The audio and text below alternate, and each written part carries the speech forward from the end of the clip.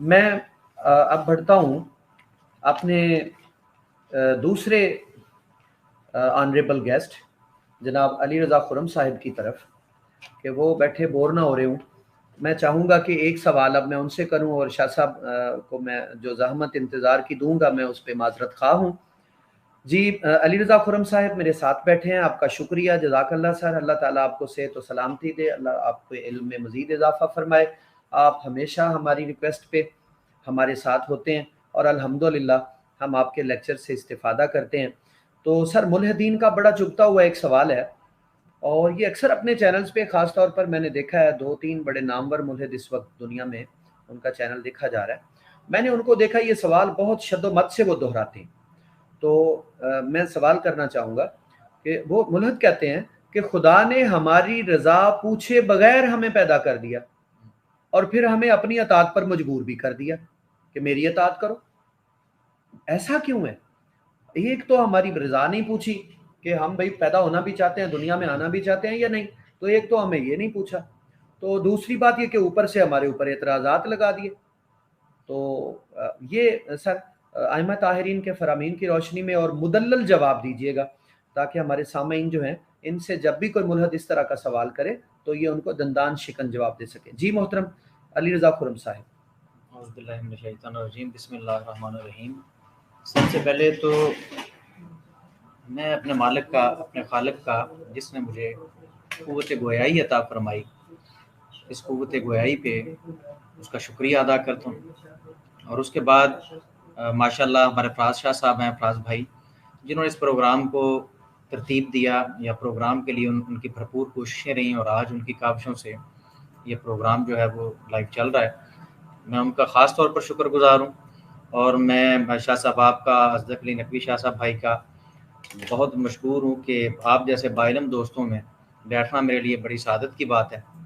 میں تو ایک ادنا سا طالب علم، تو میں تمام اسلامک اویکننگ ٹیم کا اور تمام ناظرین کا بھی تھینک فل ہوں۔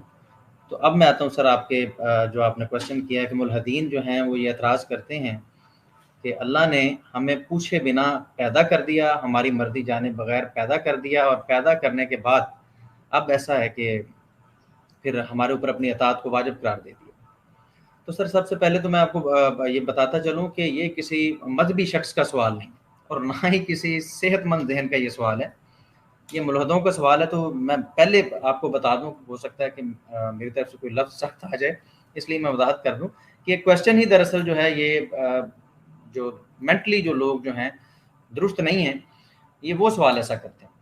مطلب آپ کا کہنے کا مطلب ہے کہ سک مینٹلی سک پیپل جو ہیں، جی سر، ذہنی بیمار لوگ ایسا سوال کرتے ہیں۔ جی سر، جی ابھی آپ جب جواب دیں گے تو پھر ہمیں تو پھر ہی پتہ چلے گا نا جی کہ بالکل، وہ مینٹلی سک ہیں یا ہم جواب ٹھیک نہیں دے پا رہے۔ نہیں انشاءاللہ تعالیٰ ہم جواب دیتے ہیں امام طاہرین علیہ السلام کے فرامین کی روشنی میں، اور اللہ تعالیٰ نے قرآن حکیم میں جو ہمیں اس بات کا جواب دیا اس کی روشنی میں۔ لیکن قبل اس سے میں آپ کو بتا دوں کہ جو شخص خدا کو تسلیم ہی نہیں کرتا، اس کا پہلا ایشو تو یہ تھا کہ ہم سے پوچھتا کہ خدا ہے یا نہیں ہے۔ اگر تو خدا تھا ہی نہیں تو اس کو یہ کویشچن ہی نہیں کرنا چاہیے تھا۔ یہ اس کی علمی خیانت ہے، صرف ٹونٹ کرنے کے لیے مذہبی لوگوں کو وہ اس طرح کے کویشچنز کرتے ہیں، جو کہ میں سمجھتا ہوں کہ علمی خیانت ہے۔ ان کا جو ایکچوئل ایشو تھا انہیں یہ بتانا چاہیے تھا۔ چلیں ہم ان کی یہ بات مانتے ہیں کہ اللہ تعالیٰ نے ہمیں ہماری مرضی پوچھے بنا پیدا کر دیا، اس پہ میں ان کو جواب دیتا ہوں۔ لیکن یہ جو دوسرا الزام ہے کہ اللہ تعالیٰ نے اطاعت پر مجبور کر دیا، تو ہرگز ایسا نہیں ہے۔ اللہ نے مجبور نہیں کیا، اللہ نے انسان کو آزاد پیدا کیا اور اس کو دونوں راستے، خیر اور شر کے دونوں راستے اس کو دکھلا دیے۔ اب یہ اس کی مرضی ہے کہ یہ کس کا انتخاب کرتا ہے۔ تو میں سب سے پہلے امام کا فرمان ایک سناؤں گا، اور اس کے بعد قرآن حکیم کی، بلکہ میں پہلے ایک آیت پیش کرنا چاہتا ہوں۔ سورۃ الانسان کی آیت نمبر 1 ہے، پہلی آیت ہے، جس میں اللہ تعالیٰ نے انسان کی خلقت کے بارے میں ذکر کیا، اور اللہ فرماتا ہے کہ تم پر ایک ایسا وقت بھی گزرا جب تم ایک قابل ذکر شے نہیں تھے۔ یعنی کہ اللہ انسان کو بتا رہا ہے کہ یہ اس کا احسان ہے، اس کا احسان عظیم ہے کہ اس نے انسان کو تخلیق کیا، اس کو خلق کیا۔ تو پھر امام جعفر صادق علیہ السلام سے بھی کسی نے پوچھا کہ اللہ تعالیٰ نے اس کائنات کو تخلیق کیا اور ہمیں بھی بنایا، تو کیوں بنایا؟ تو امام فرماتے ہیں کہ اللہ نے عذرائے کرم، عذرائے رحمت ہمیں خلق کیا اور تخلیق کیا۔ تو پہلی بات تو یہ ہے کہ ہمیں یہ دیکھنا ہے سر کہ جو بندہ یہ کویشچن کر رہا ہے، ہمیں اس سے یہ پوچھنا چاہیے، بلکہ اگر ہم بھی سوچتے ہیں، مسلمان دوست بھی اس سوال کو لے کے کچھ سوچتے ہیں، تو سوچنے والی بات یہ ہے کہ آج ہم منصہ شہود پہ موجود ہیں، اور ایک ایسا وقت گزرا جب ہم اس دنیا میں موجود نہیں تھے اور کوئی قابل ذکر شے بھی نہیں تھے، ہماری کوئی پہچان نہیں تھی۔ آج ہم ایک پہچان رکھتے ہیں اور قابل ذکر، اور ہم بیٹھے گفتگو کر رہے ہیں۔ تو ہمیں سوچنا تو یہ چاہیے نا کہ اگر یہ بنا پوچھے اللہ نے ہمیں بنایا اور آج میں موجود ہوں، تو کیا میں اس پہ سیٹسفائیڈ ہوں یا سیٹسفائیڈ نہیں ہوں؟ میں خوش ہوں یا مطمئن ہوں، یا میں نہ خوش اور مطمئن بھی نہیں؟ دو ہی سچویشن ہو سکتی ہے نا، کہ میں موجود ہوں تو ملحد دوستوں سے یہ پوچھا جائے، اور ضرور پوچھنا چاہیے کہ میرے بھائی آپ ایک کوشچن چھوڑ کے آپ یہ کوشچن لے کے آئیں، ٹھیک ہے کوئی بات نہیں، آپ کوشچن لیں، تو اب یہ بتائیں کیا آپ مطمئن ہیں زندگی سے، خوش ہیں یا نہیں؟ اگر تو سر خوش ہیں، ایک وہ وقت تھا جب ہم قابل ذکر شے نہیں تھے، اور ایک یہ وقت ہے کہ ہم قابل ذکر، اگر تو ہم اس بات پہ خوش ہیں تو انسانی رویہ تو یہ ہے کہ ہم تھینکفل ہوں گے، ہم شکریہ ادا کریں گے اس قوت کا جس کی وجہ سے ہم موجود ہیں۔ اور اگر ہم ناخوش ہیں، اور دوسری طرف سے کیونکہ ملحد دوست یہ کہہ رہے ہیں خدا پہ ان کو یقین نہیں ہے، اب وہ مطمئن بھی نہیں ہے زندگی سے، آخرت کا انہیں ڈر کوئی نہیں ہے، تو سر میں تو سمجھتا ہوں بڑا آسان سا حل ہے، بڑا آسان سا طریقہ ہے ایسے لوگوں کے لیے، زندگی سے بھی تنگ ہے تو انہیں چاہیے کہ یہ سوسائڈ کر لیں، ان کے پاس اختیار ہے، سزا جزا کے ان کو ڈر کوئی نہیں ہے، خدا ہے کوئی نہیں ہے، تو کیا چاہیے؟ کتنا آسان سا معاملہ ہے کہ یہ سوسائڈ کر لیں، اپنے آپ کو ختم کر لیں، بات ختم ہو جائے گی۔ اب میں سر ایک ایگزامپل دوں گا، بڑی آسانی کے ساتھ آپ کو یہ معاملہ سمجھ آ جائے گا، مجھے اجازت ہے سر میں ایک ایگزامپل پیش کروں؟ جی ضرور سر حادثے ہمارے سامنے ہوتے ہیں، انسانی زندگی جو حادثات سے لبریز ہے۔ ایک حادثہ ہوتا ہے، اس میں ایک آدمی جو ہے وہ روڈ پہ پڑا ہے، بے ہوش ہو چکا ہے، اس کو ہوش نہیں۔ اب لوگ ارد گرد جو موجود ہیں وہ دیکھتے ہیں کہ یار اس کی حالت بہت خراب ہے، اور یہ ہوش میں بھی نہیں آ رہا، اس کو پانی پلانے کی کوشش کرتے ہیں، اس کی مرہم پٹی کرتے ہیں، لیکن وہ ہوش میں نہیں آتا۔ لوگ عذرائے کرم عذرائے مہربانی اس کو اٹھاتے ہیں، ایمبولینس کو بلاتے ہیں، اس کو ہاسپٹل تک لے کے جاتے ہیں، اور ساتھ بھی رہتے ہیں کہ یار پتہ نہیں یہ کہاں سے آیا تھا، تو ہم جس حد تک ممکن ہو اس کی سپورٹ کریں، اس کی ہیلپ کریں۔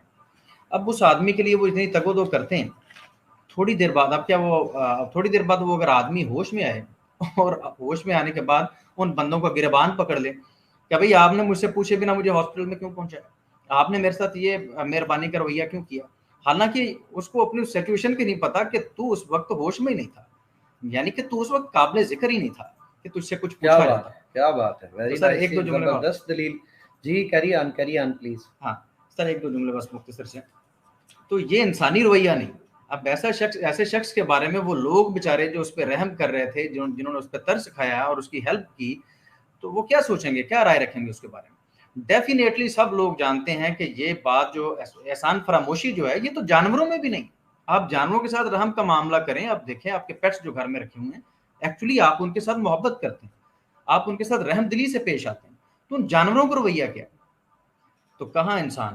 تو انسان شکر گزار ہوتا ہے۔ انسانی رویہ یہ ہے کہ یہ بات نہیں ہے کہ پوچھا جائے یا نہ پوچھا جائے۔ اب جیسے کہ میں نے آپ کو اگزامپل دی، سچویشن کیسی تھی بھائی، کیا پوچھا جائے، کیسے پوچھا جائے آپ سے؟ آپ نے ڈیسائیڈ یہ کرنا ہے جب آپ کو ہوش آیا ہے کہ آپ اس سے مطمئن ہیں، خوش ہیں یا نہیں۔ پھر وہی دو باتیں جو میں نے سٹارٹ میں کہی تھیں کہ آپ کو پھر چاہیے اگر خوش ہیں تو اس کے تھینکفل ہو جائیں، اور اگر آپ نہ خوش ہیں تو پھر خدا تو بقول آپ کے نہیں ہیں، تو آپ خود کو ختم کر لیں۔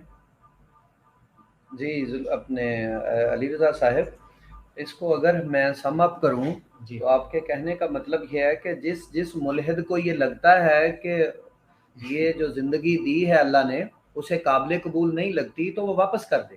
ڈیفینیٹ۔ اور واپس کرنے کے دو طریقے ہیں، ایک تو یہ ہے کہ وہ طبی موت مرے، جی انتظار کر لے کہ جس نے دی ہے وہ لے بھی لے گا، اتنی جلدی کی کیا بات ہے۔ اور دوسری بات یہ ہے کہ اگر اسے زیادہ جلدی ہے تو بھائی سوسائڈ کر لو۔ لیکن سر دیکھیں مر بھی نہیں رہے ہیں، جب مطمئن بھی نہیں میرے ہیں، ذہن میں زندگی کا لطف بھی اٹھا رہے ہیں، اور یہ کویسچن بھی کر رہے ہیں خدا پہ۔ علی بھائی میرے ذہن میں ایک شعر آ رہا ہے جی کہ بسم اللہ۔ وہ ایک شاعر ہے، نام ابھی ذہن میں آ جائے گا، وہ کہتے ہیں داغ دہلوی، داغ دہلوی ہیں، وہ کہتے ہیں زیست سے تنگ ہو اے داغ تو جیتے کیوں ہو۔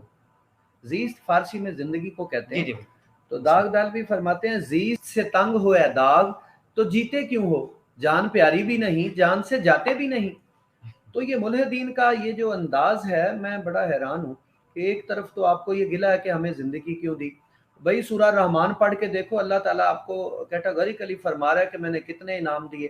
ذرا ایک انسان چاروں طرف نظر گھما کے تو دیکھے کہ یہ زمین، یہ سورج، یہ چاند، یہ ستارے، یہ ہوائیں، یہ آکسیجن، یہ روشنی، یہ پھل، یہ نباتات، یہ جمادات، یہ سب کچھ جو کچھ مالک نے دیا ہے، یہ صرف میں کہتا ہوں کہ جان نہ دے واپس، یہ صرف یہ جو اس کی پلک ہے، یہ جو پردہ ہے آنکھ کا، اس کو ذرا ڈاکٹر سے جا کے ڈراپ کروا لے اور پھر یہ دیکھے کہ اس کا کیا حال ہوتا ہے. یا صرف یہ جو اوپر بھویں ہیں یہ ختم کروا لے، یا صرف اپنی زبان کٹوا لے، یا صرف اپنی سماعت گم کروا لے، یا صرف اپنی بینائی دے دے، یہ ساری نعمتیں واپس نہ کرے، جان نہ واپس کرے. جان میں سے، زندگی میں سے ایک نعمت اللہ کو لوٹا کے دیکھے اور اس کو اندازہ ہو جائے گا کہ اس رحیم کریم فضل کرنے والے نے اس پہ کتنا بڑا احسان کیا اور یہ کتنا بڑا ناشکرہ ہے. اور مجھے تو لگتا ہے کہ ایسے لوگوں کے لیے شاید اللہ نے فرمایا کہ انسان ناشکرہ ہے.